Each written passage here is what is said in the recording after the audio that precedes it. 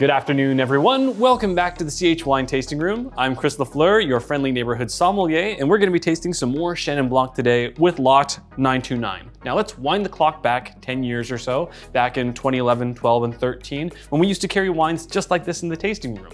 Chenin Blanc Riesling blends, Chenin Blanc on its own, a little bit of Riesling, but of a particular off-dry style. Something with a touch of sweetness to it that's going to harken you back to those wonderful lots 259 and 359 for you cam stands out there who've been with us for a while. And for anyone new, hopefully you can message your friend who got you into this and ask them, was that really good? And they'll say, yes, get 5 cases.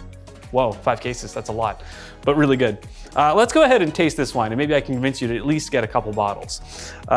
So what we have here is a nice light expression of Chenin. For those of you who know Chenin Blanc, you know that you primarily see it from the north of France in the Loire Valley, and that's where we see Savinière, the very oxidative, grand expression, usually of high alcohol. And we also have Vouvray, slightly more understated, aromatic on the nose, and off-dry like this wine. Now you can see, if you're familiar with Chenin Blanc, that you've seen it probably in California and in South Africa, where they make dry expressions that are more fruit-driven, so kind of splitting the difference between those French regions. But this is much more on par with a traditional Vouvray. So look at the color here. You can see it's incredibly light. Even in the bottle, which is slightly darker or giving it a darker look, this is even lighter than you would think from seeing it in the shelf. And that's kind of traditional, and normally you don't see a lot of color unless it's really oxidative in style. Let's smell it and see what we think. Ooh. Oh. All right. Okay. All right. We're playing with fire here. This is really good looking wine. On the nose, we have some great green apple, yellow apple, kind of a waxy expression, reminiscent of beeswax a little bit, which I usually associate with Chenin Blanc. And I think there's also a nice clay alluvial feel, because there's something earthy and clean and driven about this wine that I associate with kind of like nice wet rocks or stones, but not quite that hard, more of that clay. There's also a little bit of honeydew melon on the nose of this wine. So it's a bounty of fruit, and it's really fresh fruit that's usually quite juicy, something that cleanses the palate really nicely. Let's taste it and see exactly how sweet this wine is.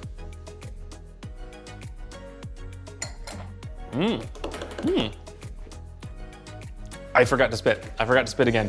I know you guys like to spit alongside me, so once again, I apologize. I tricked you on that one, but here we go. It's really great. It's really fresh. All that fruit comes through really clearly on the palate, and it still feels racy. And my mouth is still watering, but at the same time, there's a sweetness that makes it feel not quite so overpowering here.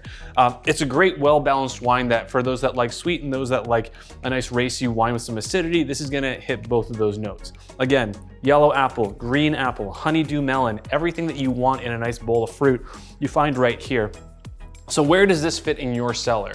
That's a great question. I think that this is the right casual sipper that you can have either in the depths of heat, if it's overpowering you with the oppressive sun, or if you want to have something like when you finally get a really hot day again after a nice stretch of cool ones in the fall, and you want something to take you back to those glory days of summer. This is the wine for you. And this is the wine I think kind of for everyone. It's gonna please almost every palate. And if you're having a party and you wanna make sure everyone enjoys the wine, this is the wine to get. It is sweet, but it's not too sweet, just sweet enough for you. So with that, I will see you at the next glass.